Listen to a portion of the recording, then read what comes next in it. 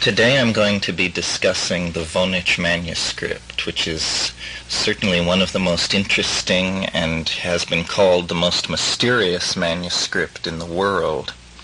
I will describe the physical manuscript, place it in a historical context, and then discuss my own ideas about the people who may have been its authors.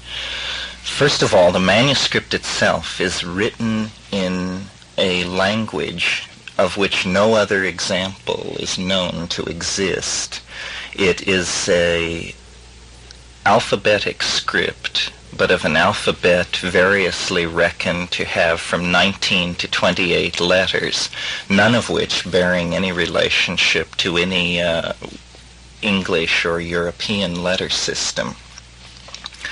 The manuscript is small, 7 by 10 inches, but thick, nearly 170 pages, closely written in a free-running hand, copiously illustrated with bizarre line drawings that have been watercolored, drawings of plants, drawings of little naked ladies appearing to take showers in a strange system of plumbing, which has been variously identified as organs of the body or a primitive set of fountains, and astrological drawings, or what have been interpreted as astrological drawings.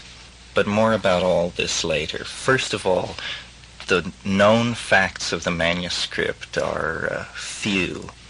They are that it appears in 1586 at the court of Rudolph II of Bavaria, who was one of the most eccentric European monarchs of that or any other period. This is the same Frederick who collected dwarfs, who had a regiment of giants in his army. He was surrounded by astrologers.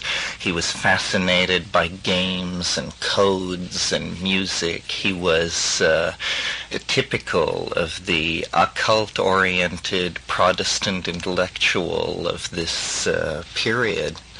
Anyway, to his court and among his courtiers came an unknown person who sold this manuscript to the king for 300 gold ducats, which translated into modern monetary units is about $14,000, which is an astonishing amount of money to have been paid for a manuscript at that time, and immediately signals that the emperor must have been highly impressed by this object if he was willing to put out that kind of money for it. Accompanying the manuscript is a letter which states that it is a manuscript of the Englishman Roger Bacon, who flourished in the 13th century and who was a noted pre-Copernican astronomer. Now, at that time in Prague, which was where the court of the emperor was being held, the reputation of Roger Bacon was at a great height. The court was a hotbed of alchemy, and among all these alchemists, the reputation of the English monk Roger Bacon was held very high.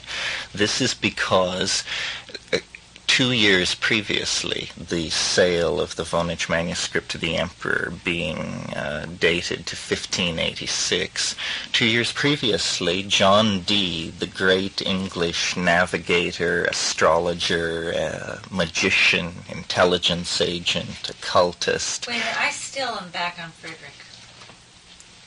You mean, what was his relationship to all this? Could you develop him a little bit more? You said he was typical. Well, he epitomized the liberated Northern European prince who was a patron of alchemy, gave money to all these printing presses that were printing all this alchemical literature. The Rosicrucian conspiracy, about which I will say more later, was fomenting at this very period right under the surface.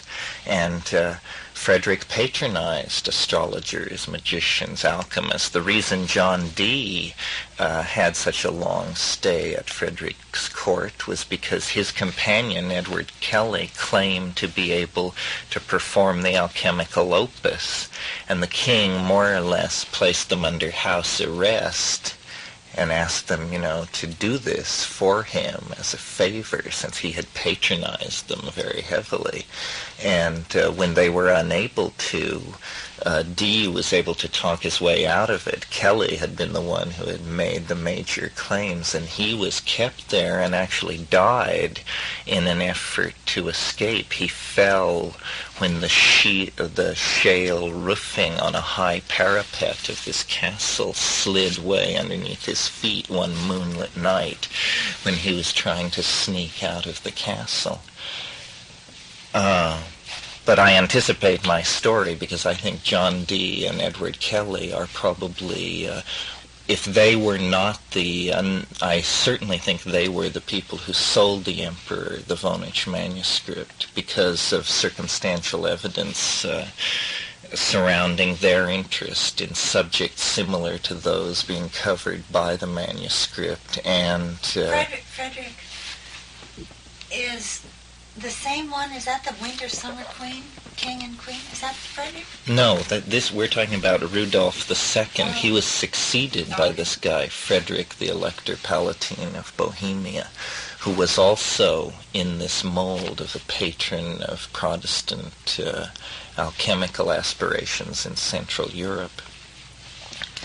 But anyway, the Voynich Manuscript was accompanied by this letter stating that it was a Bacon manuscript, and the best astrologers and cryptographers in this court looked at it and could make nothing out of it.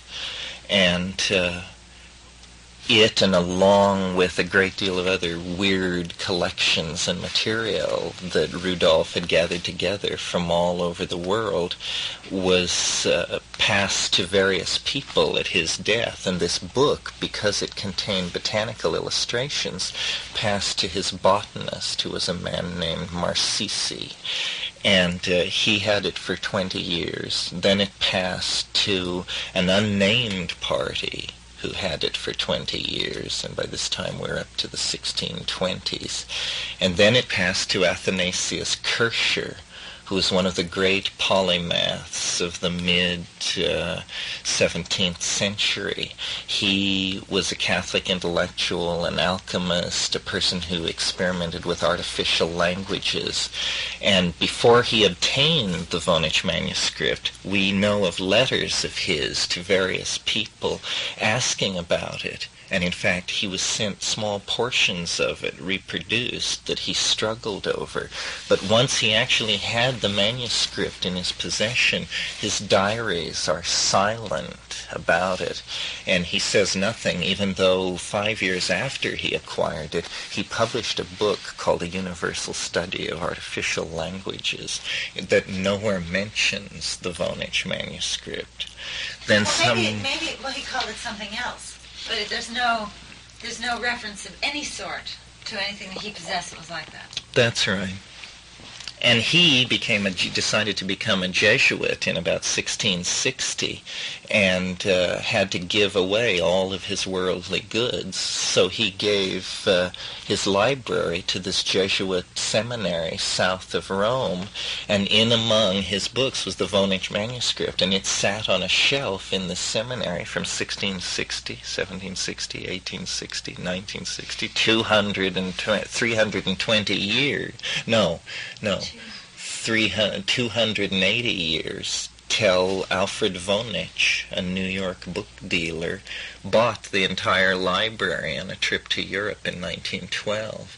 And when he got it all back to New York and sorted through it, among all this easily catalogued late Renaissance Italian theological material was this peculiar book, more than peculiar, totally anomalous book.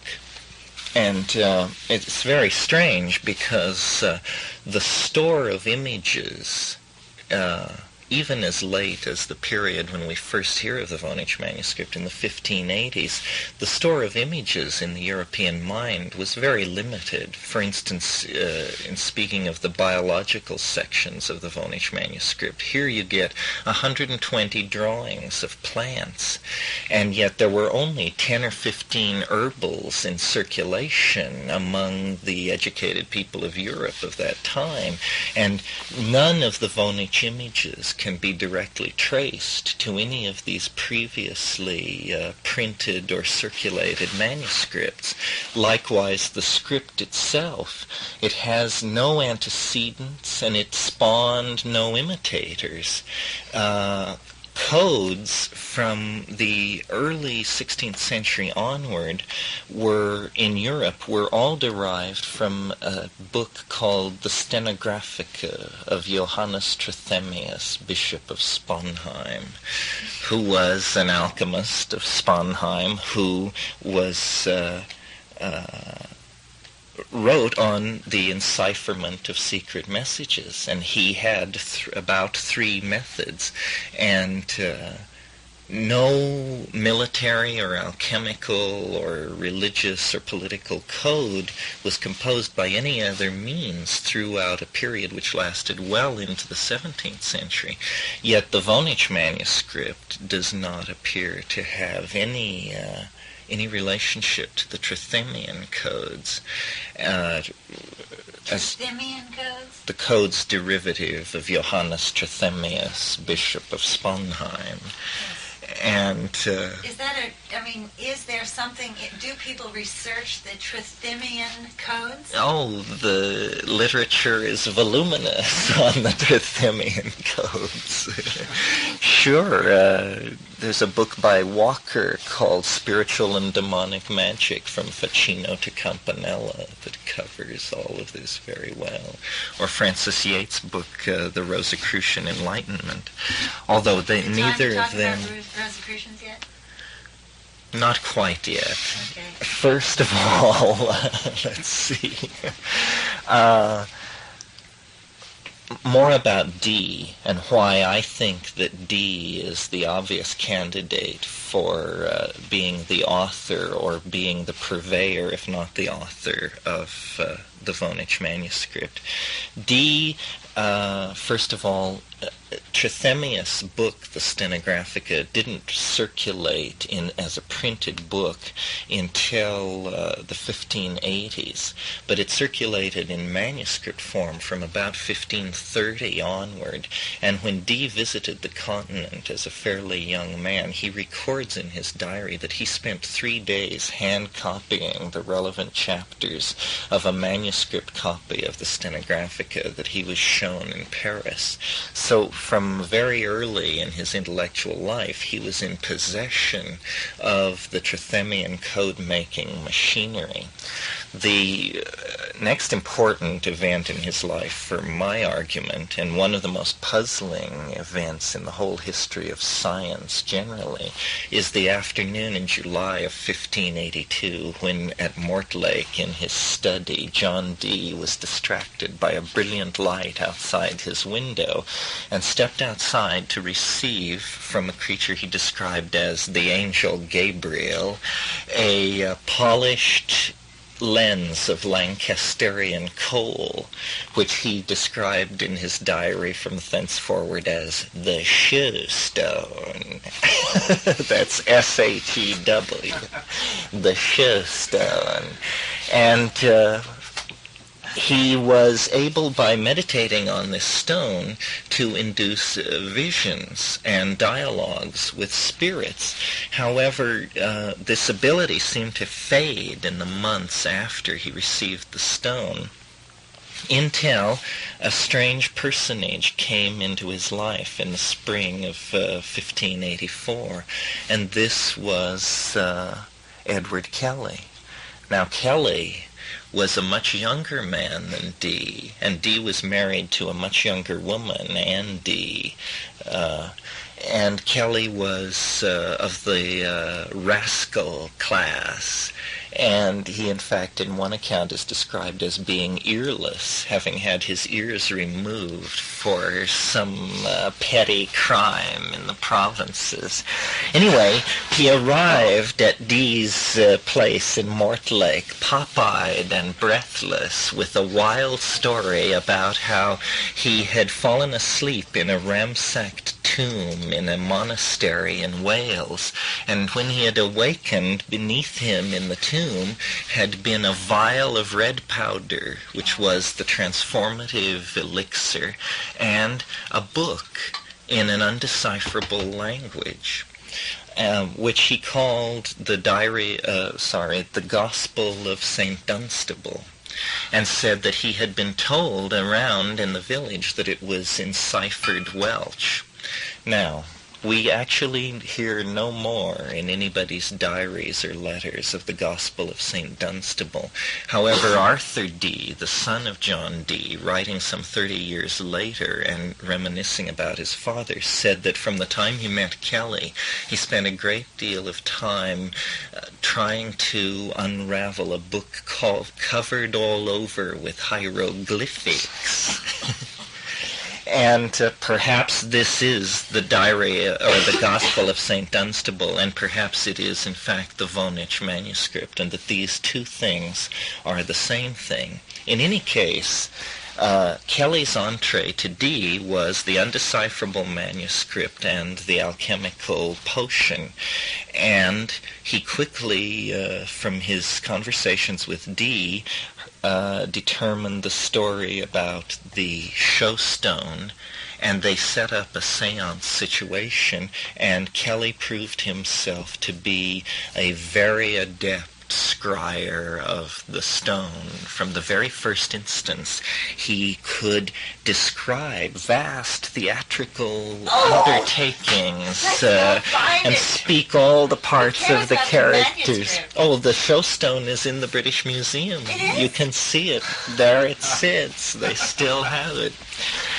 Anyway, so then begins a period in Dee's diaries, which were published in 1658 by Marie Casaubon as A True and Faithful Relation, a series of diary entries that span the next 10 years, dozens, hundreds of spirit conversations, and the delivering unto Dee and Kelly of an angelologic language called Enochian, which was composed of non-English letters, but which computer analysis has recently shown has a curious grammatical relationship to English.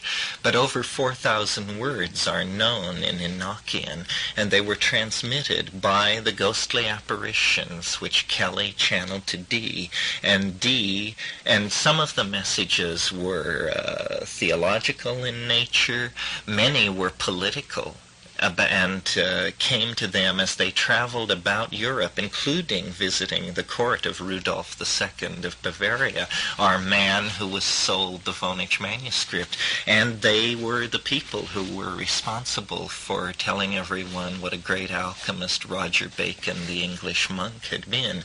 They laid the public relations groundwork for turning this manuscript at a high premium, I maintain. In any case, the several groups that have studied the Voynich Manuscript have not looked at the amounts of encrypted material in John Dee's diaries, of which there's over 92 pages of strings of numbers and letters, which, if it were found to be encoded in the same way that the Voynich material is encoded, that would definitely solve the problem of the authorship of the manuscript.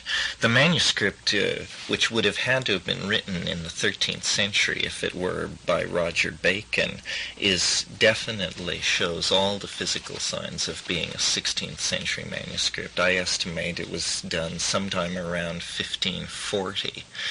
And this means Kelly perhaps obtained it somewhere. otherwise it would have had to have been done later, as late as the early 1580s.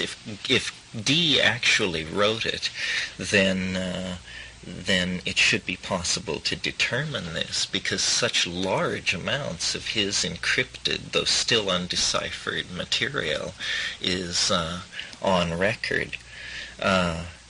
And perhaps now would be the moment to talk about the Rosicrucians and show how they work into all this.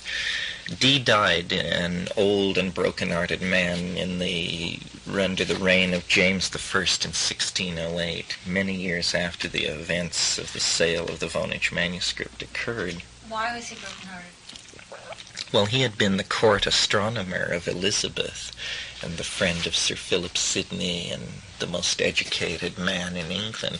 When James came to power, James had a total horror of the whole magical side of the Elizabethan court, and he just dismissed this guy as a crank. He didn't want astrologers around him. He thought it was all creepy. He was a rationalist. His anti-Catholicism extended to a mistrust of the entire occult tradition generally. However, early in his flowering period, Dee had written a strange book called the Hieroglyphic Monad, the Monus Hieroglyphicum, which was 36 quasi-geometrical theorems, which actually hinted at some kind of mystical doctrine. And it's this utterly obscure book. In the early 1580s, it circulated in manuscript and was printed a few years later. In 1604 and again in 1608, the primary Rosicrucian documents were anonymously circulated in Europe. They were called the Fama and the Confessio, and they came out of nowhere. They were like broadsheets distributed in the middle of the night from street corners. And how could they do that? They said, we are a secret society, and who we are ye may not know, but if you're hip enough, you'll be contacted and asked to join. And people like Robert Flood, who was essentially the heir of the Dee tradition in English occultism and science, basically put out advertisements saying, if I ain't good enough, nobody's good enough. Why haven't you people contacted me? And the fact of the matter is that the Rosicrucians, meaning the authors of the Fama and the Confessio, never contacted anybody.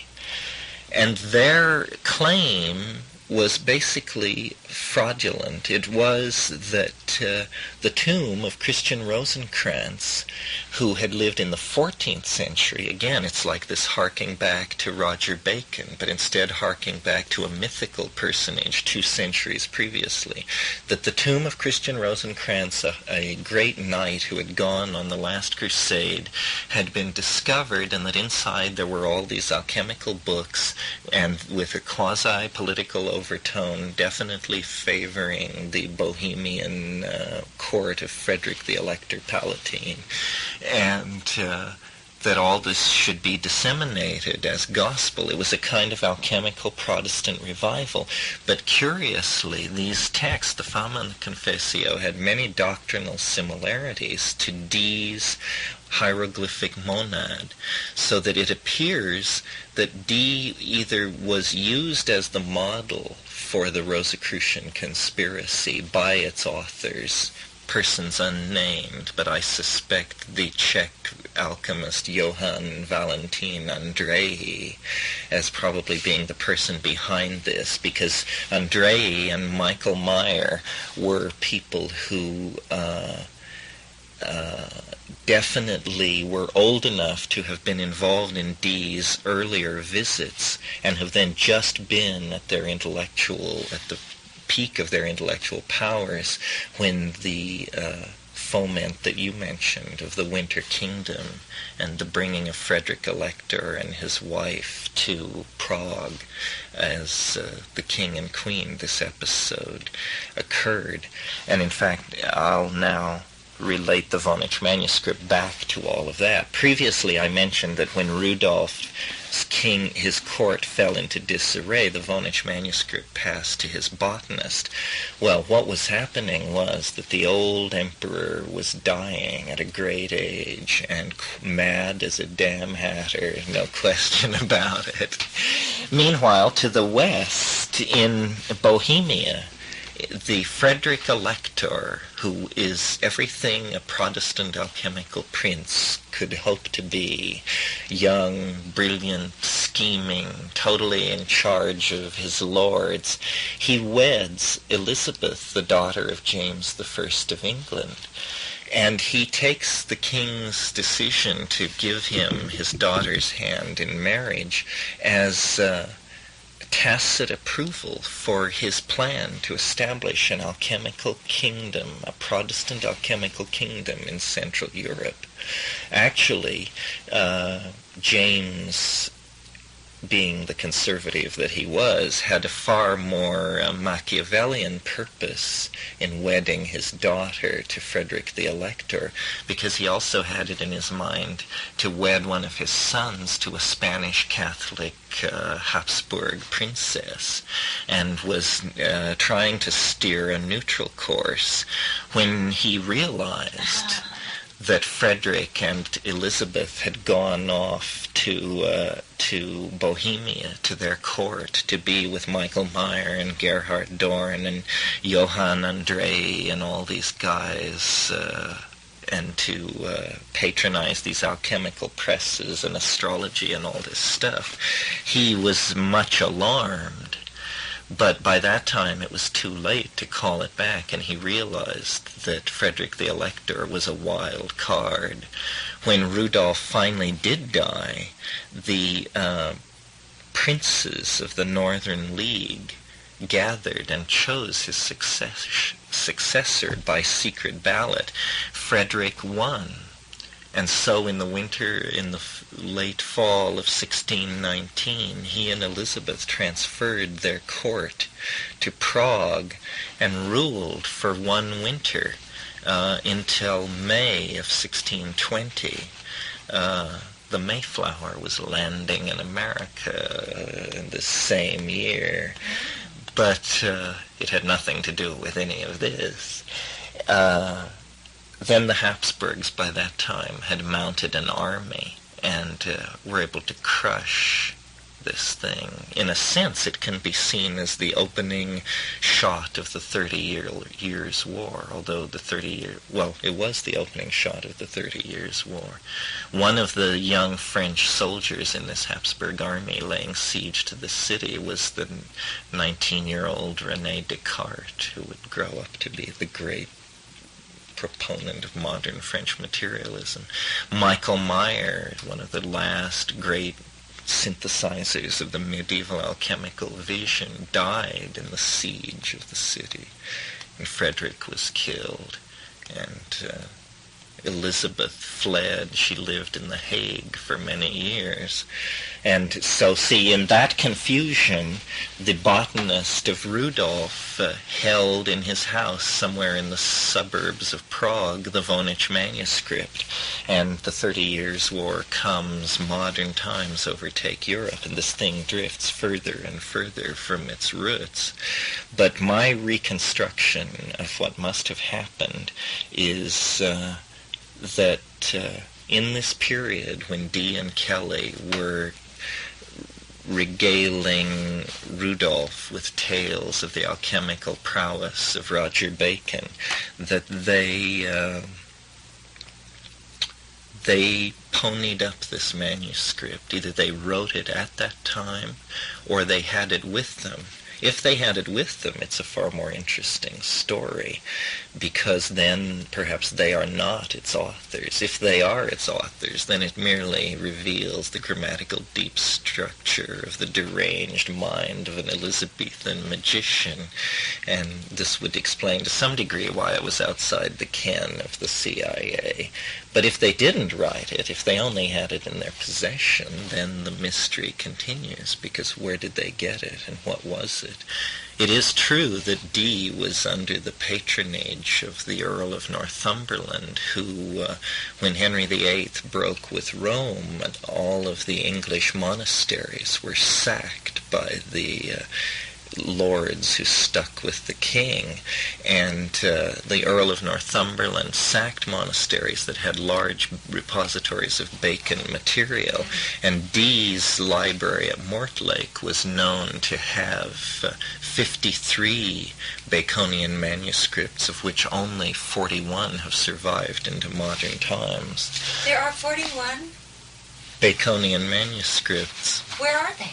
Oh, they're at the Bodleian Library at Oxford and the British Museum. They have all this Dee material. Have you seen it? No. Oh, well, it would be fun to see it. The most interesting thing is this huge book called A True and Faithful Relation, which is the day-by-day seances with these spirits as Dee and Kelly move all over Europe. It's in that it's recorded. Oh, and this is a piece of circumstantial evidence I almost left out, that in the very month that the emperor paid the 300 gold ducats for the manuscript, Dee records in his diary that they received 320 gold ducats from a mysterious source. Now, it is true that another angle on Dee's personality, and some biographers have taken the position that he didn't believe in magic at all, that he only posed as a screwball, and that actually he was an intelligence agent for the British Crown.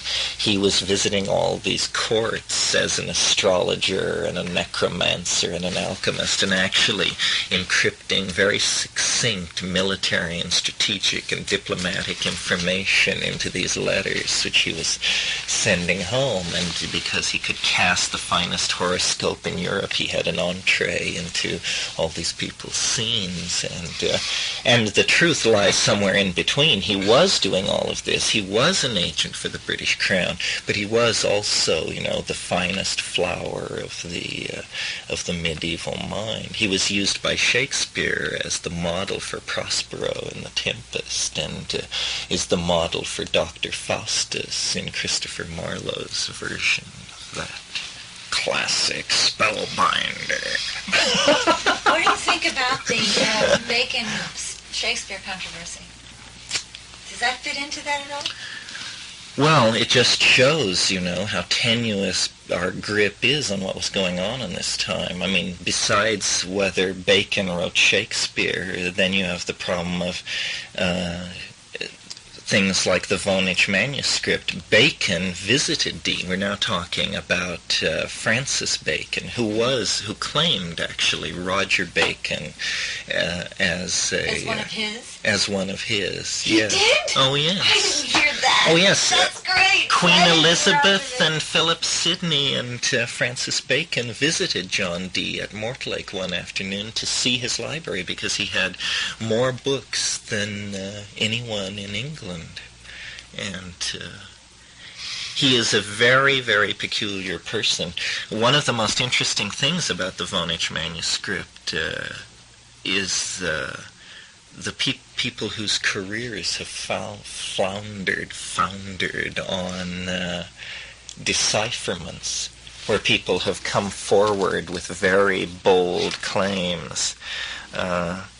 This guy, William Romaine Newbold, in the 1920s, who was a classic scholar, a medievalist, and by all accounts a very brilliant man, he announced that he had a complete decipherment of the Voynich Manuscript, and said that what it involved was shorthand strokes, tiny strokes that were components of each letter in the Voynich script, and that by staring through a magnifying loupe you could magnify these characters and see that encoded into each one were the distorted remains of a Roman shorthand system that had been lost for 600 years.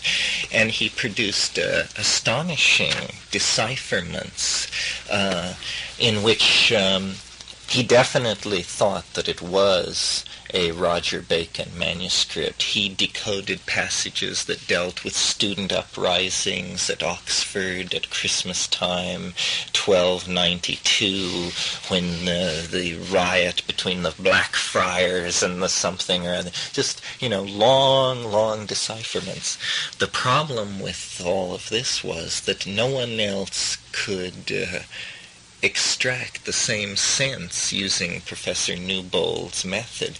His method involved so many choices from pools of letters at every given point along the line that you could demonstrate that hundreds of messages could be extracted.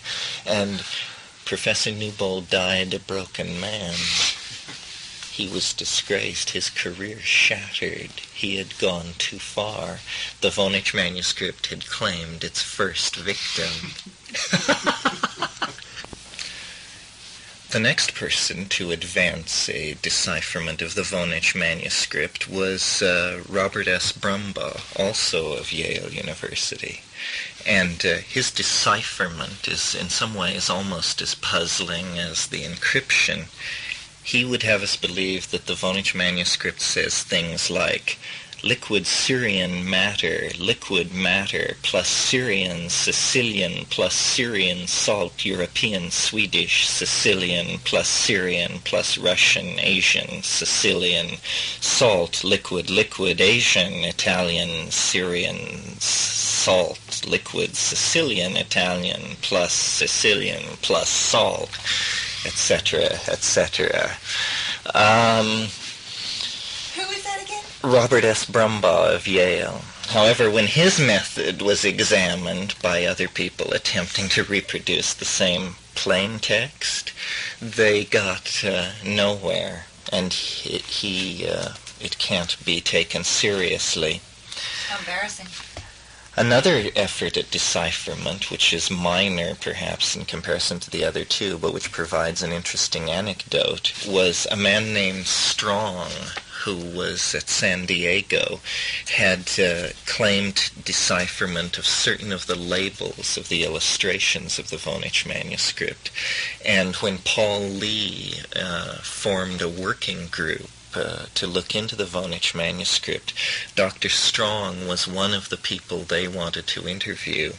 And my friend Ralph Abraham, who's a mathematician at Santa Cruz, had photostats of certain folios of the Voynich manuscript, and he sent very detailed letters to Dr. Strong with these folios as enclosures and questions like, it is alleged that on folio 9b you translated a certain word as uterus. Here is a photostat of folio 9b. Please circle the word you translated, and this kind of thing. And Dr. Strong's secretary wrote Ralph back and said that he was very old, he was in his 90s, and he didn't feel he could compose a letter to address all these questions, but that if Ralph would come to San Diego, he would satisfy him completely. So that was a Thursday. Ralph got a reservation to fly down on the following Monday. And Sunday night, the secretary called and said that Dr. Strong had died of a heart attack that evening. So the Voynich manuscript has bedeviled people's careers, and people who have claimed to understand it have died with the secret untransmitted to the rest of us. The intelligence community inside the United States government has spent a fair bit of time looking into it, simply because it is so unusual to come upon such a large amount of code from such an early period and have it resist decipherment. I mean, it is just unheard of that a 16th century manuscript could not be deciphered by modern methods. The most interesting thing, in fact, published on the Voynich Manuscript is a United States government technical information office publication called the Voynich Manuscript, an elegant enigma by Mary de Imperio. And Mary de Imperio must be a Renaissance PhD student somewhere who was hired by the government to basically collate everything known about the Voynich Manuscript. And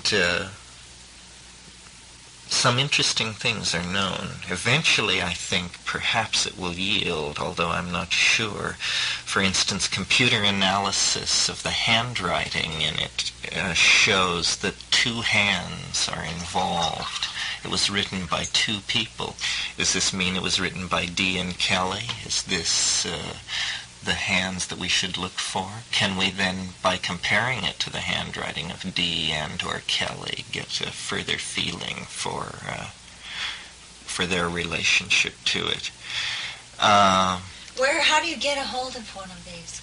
You have to write to the Office of Technical Information Services in Springfield, Virginia, and ask for this particular document, whose number I'll have to hunt down.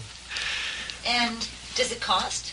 Oh yes, it costs like $5 or $6. But it's a wealth of information on the whole context in which, I mean, it discusses all kinds of magical alphabets and early systems for encoding and hiding information.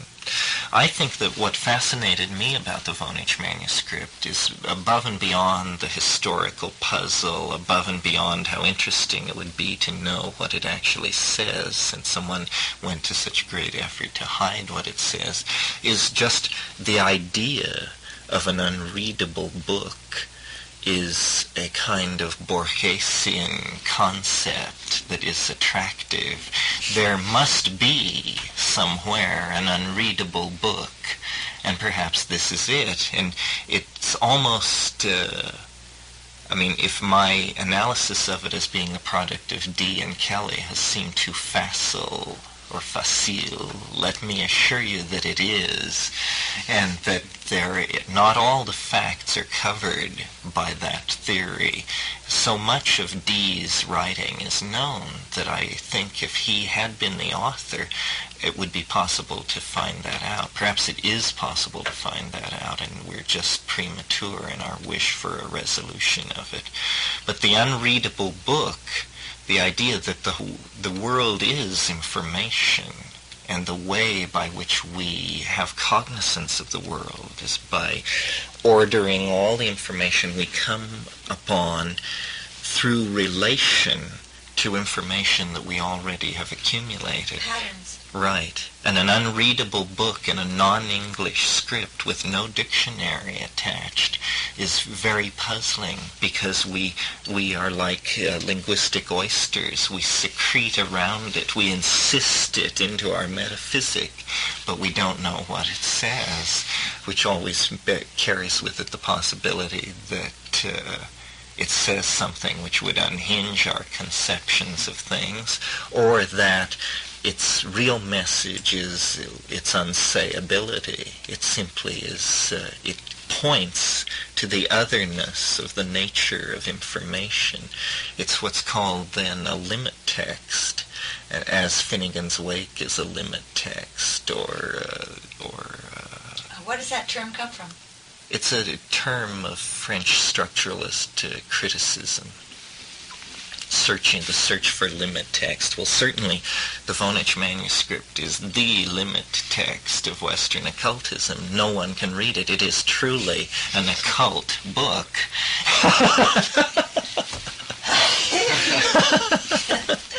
Definitely the literal. It is like a literalizing of the mythical book in H.P. Lovecraft's work, which is the Necronomicon, the writings of the mad Arab al-Hazrad. And in fact, Colin Wilson, in his book, The Philosopher's Stone, connects the Voynich Manuscript to the Necronomicon. The Shoe Stone, maybe, too? Perhaps the Shoe Stone. Well, the Philosopher's Stone was the Shoe Stone for D, for sure. Right.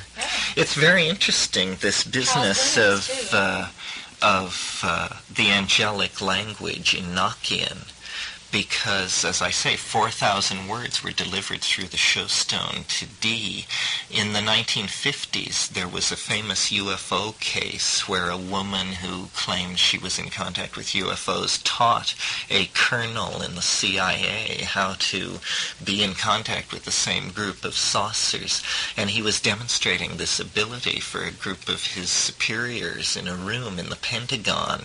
And he asked for a demonstration. He was communicating with them through automatic writing, and they said, go to the window and look out. And they all went to the window and looked out, and there was a brilliant golden disk of light cruising past the Pentagon.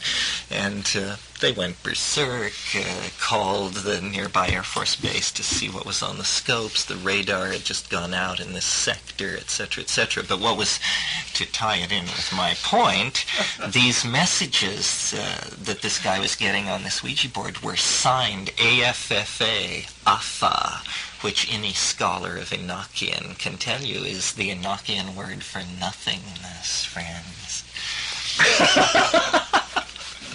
Jaw dropper. So, it's very interesting. Blake spoke with angels.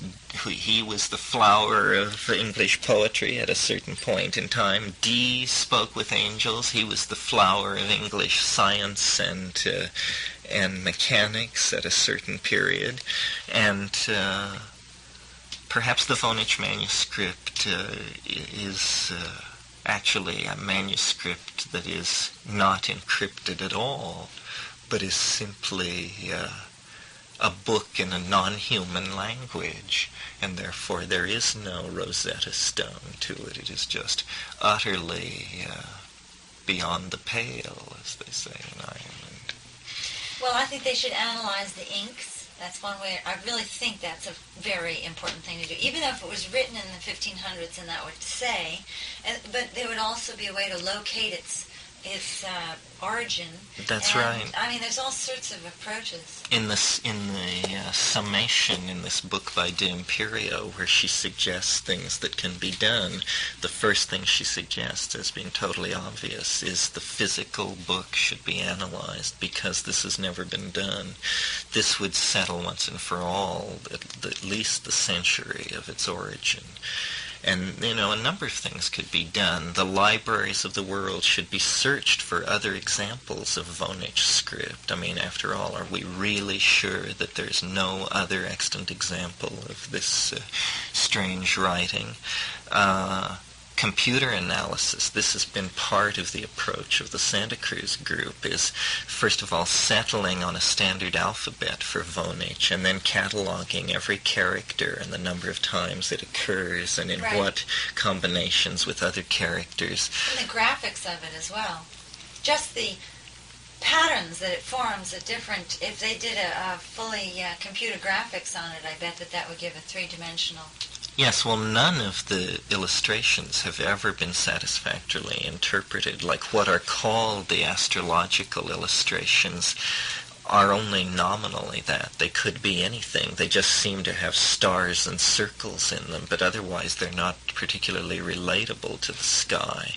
The so-called pharmaceutical section, which is all these little canisters and things, and these strange little naked women bathing in these, in all this plumbing, which is called the pharmaceutical or the anatomical section, could be anything. Could be an obscure form of Central German hydrotherapy, or, actually the doodlings of a deranged imagination. When you only have one of something, it gets quite gets quite dicey placing it in the correct context in cultural history, especially since there was a lot of secrecy in this period, a lot of people running around faking manuscripts in other people's names, using secret cover languages, communicating in secret codes, plotting secret societies. I mean, this was really the breakup of the medieval mind, just like today. All sorts of medieval mentalities. Yes, well, this hope to establish an alchemical political union in Central Europe was, in the context of what followed the 30 years and modern times, can just be seen as one of those places where the river of history chose not to run. It was a path not taken. But had things turned out differently, had the King of England been behind it wholeheartedly, had certain things been different, it might have all unraveled somewhat differently. So, what do you want to do about it? About the Voynich Manuscript? Yeah.